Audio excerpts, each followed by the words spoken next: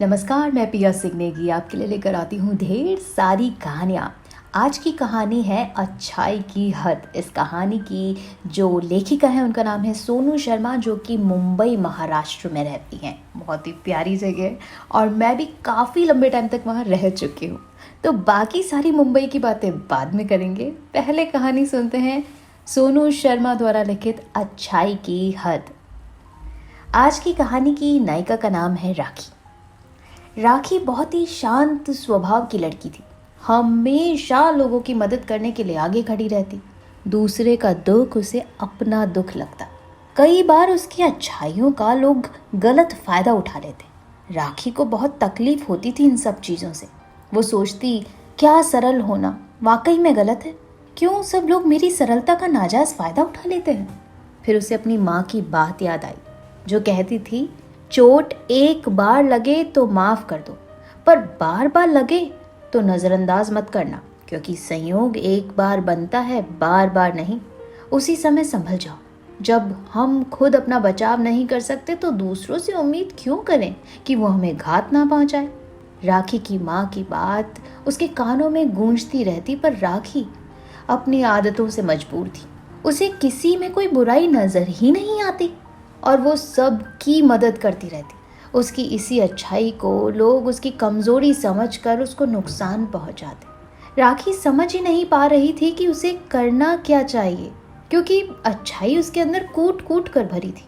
चाह कर भी वो किसी का बुरा करना तो दूर की बात, सोच भी नहीं सकती थी। एक दिन राखी अपने घर की छत पर खड़ी थी। पास ही एक बस स्टैंड था। एक लड़का बस से उतरा और वहां खड़ी एक लड़की से बोला, मुझे एक अर्जेंट कॉल करना है, क्या आप मेरी मदद करोगी? वो लड़की ने झट से अपना फोन दे दिया। राखी बहुत खुश हुई। वो सोचने लगी कि मैं एक ही नहीं हूँ जो लोगों की मदद करती हूँ, मेरे जैसे और भी लोग हैं। राखी ये सोच ही रही थी कि तब तक उस लड़के की फोन पर बात हो चुकी थी और उसने फोन वापस लड़की को लौटा दिया। तभी अचानक राखी ने देखा कि लड़की ने अपने पर्स से 500 रुपए निकाले और लड़के के हाथ में थमा दिए। जानते हो क्यों? क्योंकि वो लड़का फ़ोन पर किसी से कह रहा था कि उसका बैग चोरी हो गया है। उसमें पैसे और मोबाइल थे। अब वो क्या करे, कैसे घर जाए? राखी सब कुछ अपनी छत से देख रही थी और मन ही मन खुश हो रही थी कि भला हो उस लड़की का जो उसने एक ज़रूरतमंद व्यक्ति की मदद करी। थोड़ी देर बाद दूसरी बस आई और वो लड़की उस बस में बैठकर चली गई। लड़के ने उसे थैंक यू कहा।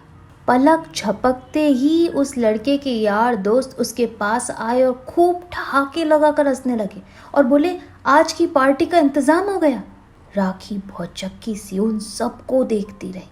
उस दिन राखी को समझ में आ गई अपनी माँ की कही हुई बात की वो मुझे क्या समझाना चाहती थी। अच्छा होने के साथ साथ हमें सतर्क भी रहना चाहिए ताकि लोग हमारा फायदा ना उठा सके। ये कहानी सोनू शर्मा द्वारा लिखित अच्छाई की हद यहीं समाप्त होती है। लेकिन इस कहानी से जो सार समझ में आया ना आपको, वो आपके लाइफ टाइम के लिए ना बहुत बड़ी सीख है। सो प्लीज़ इस कहानी को लाइक शेयर ज़रूर कीजिएगा और साथ ही साथ इस कहानी में जो छुपी हुई बात है ना, जो उजागर आपको करनी है अपने अंदर, वो प्लीज़ एक्सेप्ट कीजिएगा, क्योंकि ऐसा होता है। लेकिन हाँ, हमें अच्छाई करना छोड़ नहीं देना चाहिए, बल्कि अच्छाई करते रहना चाहिए, लेकिन सतर्क भी रहना चाहिए। समझदारी होनी चाहिए कि कौन हमें बेवकूफ़ बना रहा है और किसको सच में हेल्प की ज़रूरत है। ओके, तो बने रहेगा आप अपनी पिया सिंह नेगी के साथ। मैं इसी तरह से ढेर सारी कहानियाँ आपके लिए लाती रहूँगी और आप भी मुझे ईमेल करना मत भूलिएगा अपनी कहानियाँ। मुझे कहानियाँ पढ़ना बेहद पसंद है, सच में कह रही हूँ। और जब भी कोई भी कहानी मैं पढ़ती हूँ ना, तो मैं चाहती हूँ पूरी दुनिया तक उस कहानी को पहुँच जाऊँ। लेखक इतना प्यारा जो लिखते हैं, तो उनकी कहानियाँ इधर उधर किसी पन्ने में सिमटी हुई क्यों रहें, क्यों ना आवाज़ बनकर मैं उनकी कहानियों को हर दिल तक पहुँचाऊँ, हर कान तक पहुँचाऊँ, है ना?